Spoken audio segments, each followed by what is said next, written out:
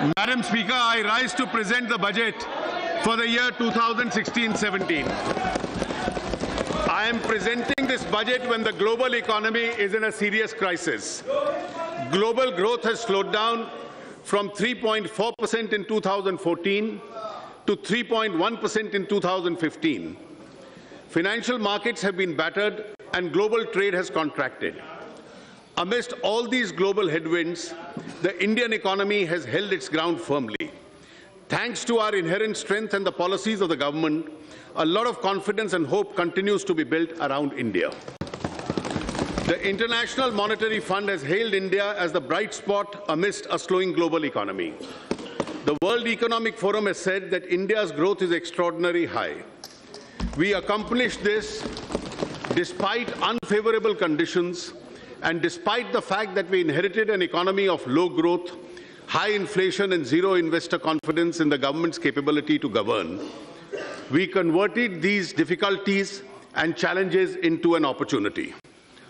कश्ती चलाने वालों ने जब हार के दी पतवार हमें, लहर लहर तूफान मिले और मौर मौज मझधार हमें, फिर भी दिखाया है हमने और फिर ये दिखा देंगे सबको कि इन हालात में आता है दरिया करना पार हमें.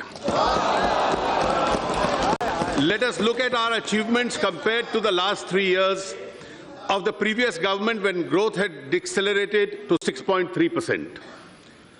The growth of the GDP has now accelerated to 7.6%. This was possible notwithstanding the contraction of global exports by 4.4% compared to 7.7% growth in the world exports during the last 3 years of the previous government. CPI inflation was 9.4% during the last 3 years of the previous government. Under our government, the CPI inflation has come down to 5.4%, providing big relief to the public. This was accomplished despite 2 consecutive years of monsoon shortfall of 13% compared to the normal rainfall in the last 3 years of the previous government. Our external situation is robust. The current account deficit has declined from $18.4 billion in the first half of last year to $14.4 billion this year. It is projected to be 1.4% of the GDP at the end of this year. Our foreign exchange reserves are at the highest ever level of about $350 billion. Our initiatives in the last 21 months have not only placed the economy on a faster growth trajectory, but have bridged the trust deficit created by the previous government. We had to work in an unsupportive global environment, adverse weather conditions, and an obstructive political atmosphere. Madam, हमने आसमानी और सुल्तानी दोनों परिबलों से ने परेशान किया है. We believe in the principle that money with the government belongs to the people, and we have a sacred responsibility to spend it prudently and wisely for the welfare of our people, especially the poor and the downtrodden. We have increased our planned expenditure at the RE stage in 2015-16, in contrast to the usual practice of reducing it. We have achieved this despite adopting the 14th Finance Commission recommendations, which have increased the devolution to the states by 55%. We must now look ahead. The risk of global slowdown and turbulence are mounting. This complicates the task of economic management for India. It has 3 serious implications for us. First, we must strengthen the firewalls against these risks by ensuring macroeconomic stability and prudent fiscal management. Secondly, since foreign markets are weak, we must rely on domestic demand and Indian markets to ensure that the Indian growth does not slow down. And third, we must continue with the pace of economic reforms and policy initiatives to change the lives of our people for the better. We see these challenges as opportunities. The financial year 2015-16 and 16-17 have been and will be extremely challenging for the government expenditure. The 14th Finance Commission has reduced the centre's share of taxes to 58% from 68%. In the financial year 2015-16, we managed to improve upon the budgeted expenditure due to resource revenue buoyancy, notwithstanding the steep reduction in the central share of taxes. The next financial year, 2016-17, will cast an additional burden on account of the recommendations of the 7th Central Pay Commission and implementation of the Defence OROP. The government, therefore, has to prioritize its expenditure. We wish to enhance the expenditure in the farm and the rural sector, the social sector, the infrastructure sector, and provide for recapitalization of the banks. This will address those sectors which need immediate attention. Once the government discharges these priority obligations, it will then focus on areas which are of utmost priority to the government. While increasing the outlay of the various social sector programs, the government will undertake 3 major schemes to help the weaker sections of society. The Pradhan Mantri Fasal Bima Yojana has already been announced to protect the farmer from adverse consequences of nature. The farmer will pay a nominal amount of insurance premium and get the highest ever compensation in the event of loss suffered. A health insurance scheme which protects 1/3 of India's population against hospitalization expenditure is being announced. The government is launching a new initiative to ensure that the BPL families are provided with cooking gas connections supported by a government subsidy. This will significantly improve the health of women and those BPL families who suffer adversely from the ill effects of chula cooking. The annual budget is also an opportunity for the government to outline its priorities for the year to come. The priority of the government is clearly to provide additional resource to vulnerable sections of the rural areas, social and physical infrastructure creation.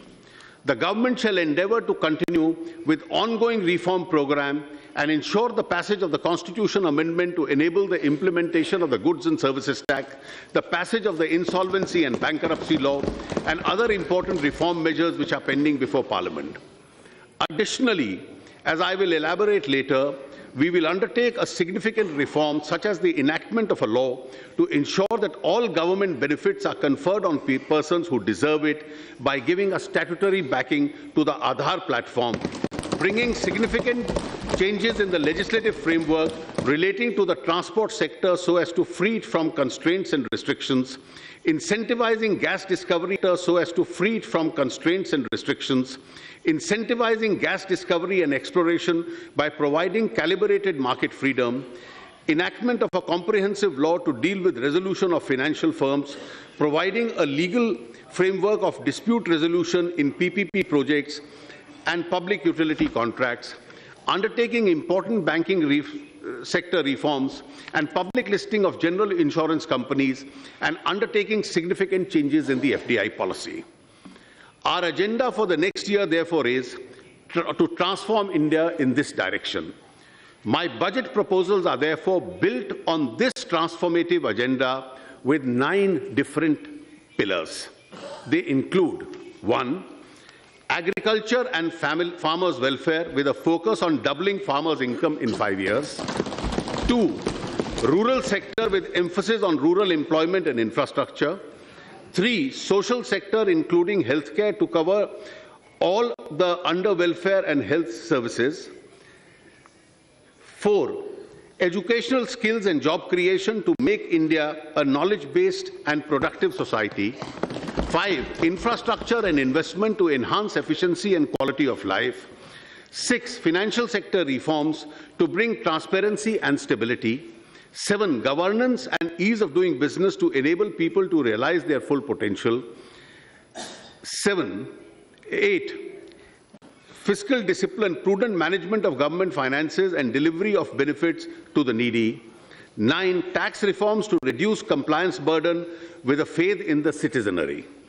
In each of these things, I shall outline specific policy measures and initiatives which would have a transformative impact on our economy and the lives of our people.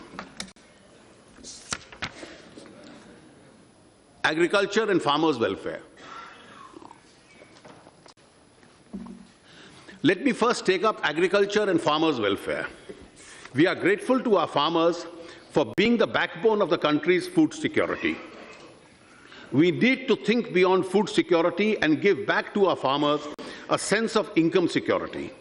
Government will therefore reorient its interventions in the farm and non-farm sector to double the income of farmers by 2022. Our total allocation on agriculture and farmers' welfare is rupees 35,984 crores. We need to address issues of optimal utilization of our water resources, create new infrastructure for irrigation, conserve soil fertility with balanced use of fertilizer, and provide value addition and connectivity from farm to markets.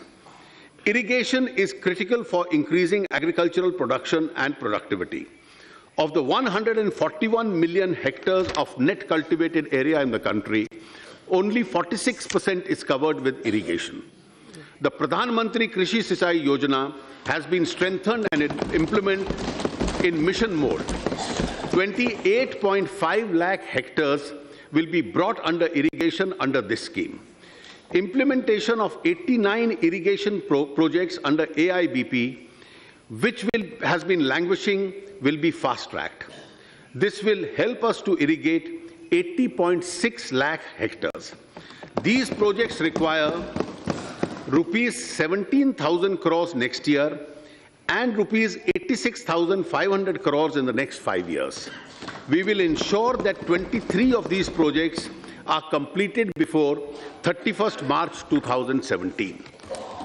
A dedicated long-term irrigation fund will be created in NABARD with an initial corpus of about rupees 20,000 crores.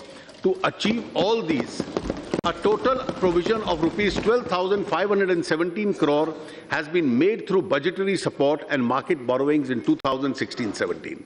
Simultaneously, a major program for sustainable management of the groundwater resources has been prepared with an estimated cost of rupees 60,000 crores and proposed multilateral funding.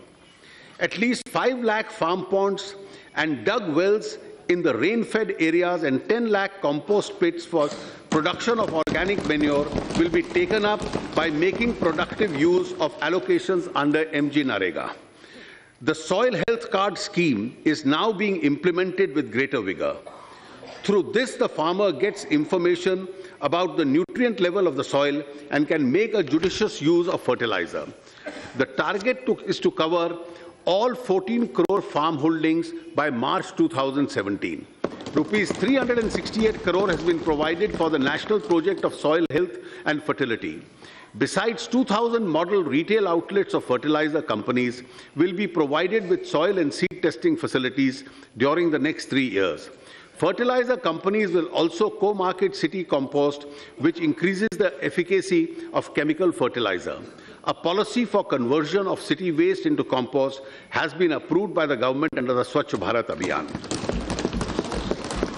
To increase crop yield in rain-fed areas, which account for nearly 55% of the country's arable land, organic farming is being promoted. Towards this end, the government has launched 2 important schemes: the Paramparagat Krishi Vikas Yojana, which will bring 5 lakh acres under organic farming over a 3-year period.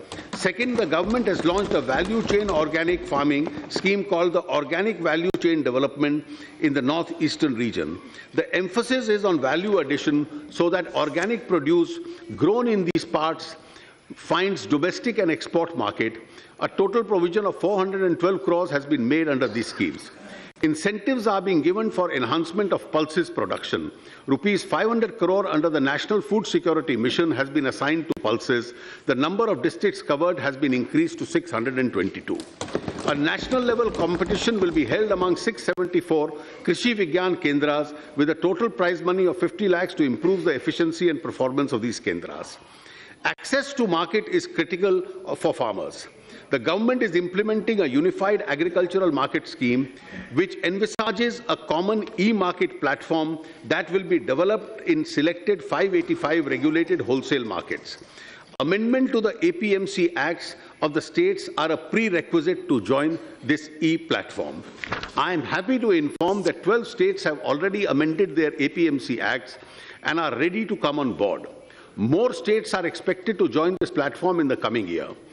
A unified agriculture market e-platform will be dedicated to the nation on the birthday of Dr. Babasaheb Ambedkar on 14th April this year. 97 lakh metric tons of storage capacity was added to the central pool stock during the current year. We are implementing the Pradhan Mantri Gram Sadak Yojana as never before. The scheme has suffered because of underfunding. The allocation in 2012-13 and 13-14 was only 8,885 and rupees 9,805 crores respectively. We have substantially increased the allocation in the last 2 years, which will now be allocated rupees 19,000 crores in 16-17. ये जो 19,000 करोड़ है, this is only 60% of the cost, क्योंकि 40% states bear करेंगे. Together with the state share, totally about 27,000 crores will be spent on this yojana in 2016-17. Our goal is to advance the completion target of the program from 2021 to 2019 and connect the remaining 65,000 eligible habitations by constructing 2.23 lakh kilometers of roads. Accordingly, the pace of construction, which is currently 100 kilometers per day, compared to an average of 73.5 kilometers between 11 and 14, which will be substantially now stepped up. To support farmers in the aftermath of natural calamities, government has revised the norms of assistance under the National Disaster Response Fund in April 2015. Special focus has been given to ensure adequate and timely flow of credit to the farmers. Against the target of 8.5 lakh crores in 2015-16, the target of agricultural credit in 16-17 will be an all-time high of rupees 9 lakh crores. To reduce the burden of loan repayment on farmers, a provision of rupees 15,000 crores has been made in the budgetary estimates of 16-17 towards interest subvention. The government has also provided a path-breaking crop insurance scheme, namely Prime Minister's Fasal Bima Yojana.